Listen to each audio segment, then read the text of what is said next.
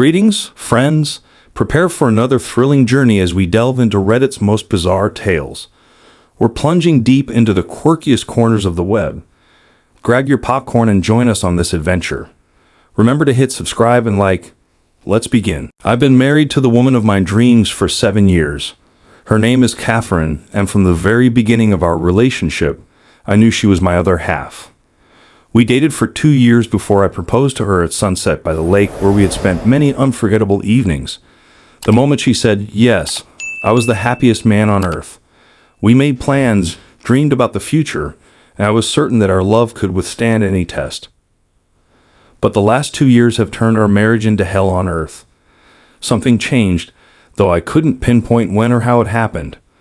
At first, there were small disagreements that we easily resolved, but over time they escalated into endless arguments.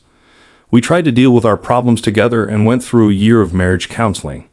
We were supposed to open up to each other, to talk about our fears and anxieties, but instead we shut each other out even more. She distanced herself from me, and I distanced myself from her. I know this is partly my fault. It became easier for me to avoid her, to avoid going home where the tension was so thick you could cut it with a knife. I started working more, staying late at the office, taking on extra projects, just to avoid coming back to an empty, cold home where only silence awaited us. Work became a refuge from the problems I couldn't or didn't want to face. My colleague Jessica has been working with me for 3 years. We've always gotten along well, and she was the person I could just chat with, laugh with, or discuss the latest news.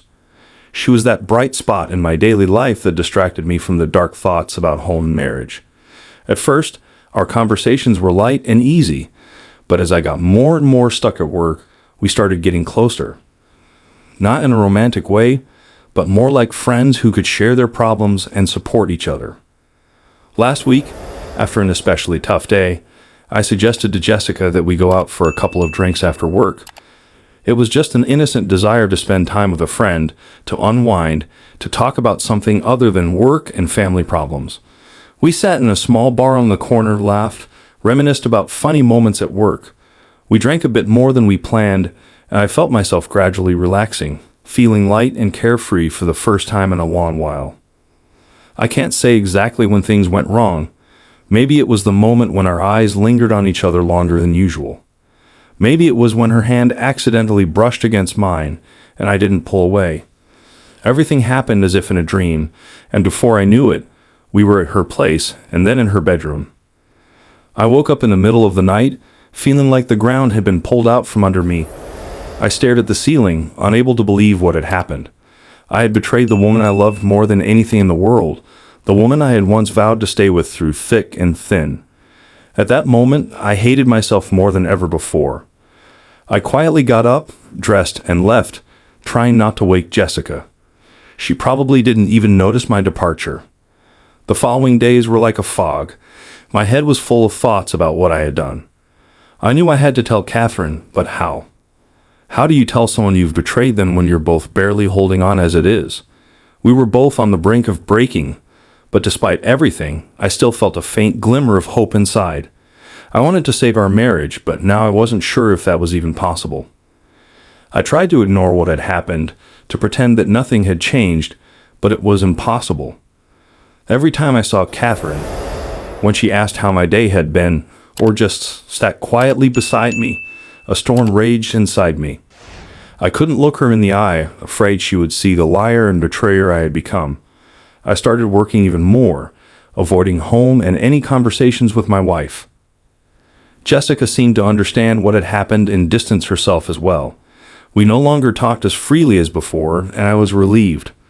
I didn't want to get close to anyone anymore. Didn't want anyone to see what I had become. The only thing on my mind was how to tell Catherine the truth. A few days passed before I finally gathered the courage. I knew I couldn't delay any longer. One evening, when Catherine came home from work, I suggested we talk.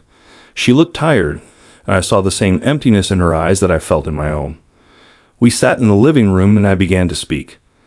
At first, I tried to explain how I had been feeling for the past few months. How our distance had been weighing on me, how I had been seeking solace in work. I told her how hard it had been for me and how I felt like I was losing her. Catherine was silent, listening to me, and I couldn't tell what she was thinking. Finally, I got to the main point. I told her about that night with Jessica, about how I ended up at her place, and how things went too far. I didn't make excuses, didn't ask for forgiveness. I just told the truth, knowing it might be the end. When I finished, silence filled the room. Catherine sat there, staring at one spot, and I couldn't tell what was going through her mind. Then she slowly got up, and without saying a word, walked to the bedroom, leaving me alone on the couch. The following days were the hardest of my life. Catherine barely spoke to me. She avoided me as much as she could, and I understood why. I tried to give her time, but I could feel her drifting further away with each passing day. I didn't know what to do. I couldn't force her to forgive me, and I wasn't sure if I could forgive myself. I felt empty, as if all my strength and desire had vanished along with that night when I made my fateful mistake. Eventually, Catherine told me she needed time to think, and she left to stay with her parents for a few days. I was left alone in our empty house, surrounded by our memories which now felt foreign and painful. I didn't know if she would ever be able to forgive me or if our marriage would ever be the same. A week passed before Catherine returned. Her face was serious but calm. She suggested we talk, and we sat in the kitchen where we used to spend time over morning coffee, discussing our plans for the day. "I've been thinking a lot," she began, looking me in the eyes. "This hurt me deeply, and it's going to hurt for a long time. I'm not sure if I can ever fully forgive you, but I know one thing, I still love you. And if you're willing to try to save our marriage, I'm willing to give it a chance." Her words struck me to the core. I knew she was being sincere, and that this was her last attempt to hold on to what was left of our marriage. I felt tears well up in my eyes. I didn't deserve her forgiveness, but she was willing to try again, and I was determined to do everything in my power to earn her trust back. Our path to rebuilding our relationship was long and difficult. We returned to therapy, but this time we were honest with each other and with ourselves.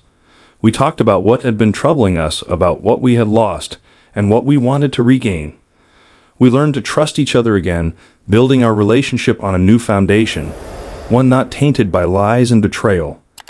It took several months before we felt that our efforts were starting to bear fruit. There were many tears, much pain, but with each new challenge, we grew stronger. We began to spend more time together, remembering why we had fallen in love in the first place. We started to rebuild our life together, and with each passing day, I grew more confident that we could overcome this crisis. It's been a year and a half since I made the mistake that could have cost me everything. Today, I can say that our marriage not only survived but became stronger. We learned to speak openly about our feelings without fear of being vulnerable. We found ways to support each other and avoid repeating past mistakes. Catherine forgave me, though it took a lot of time. I learned to forgive myself, which was even harder.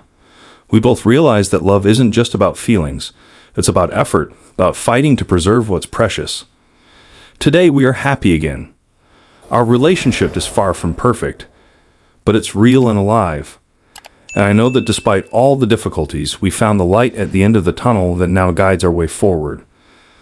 This is a story of pain and forgiveness, about the importance of fighting for what you love. We managed to get through all the trials and come out stronger. And while the scars remain, they only remind us of how important it is to cherish each other and protect what we have.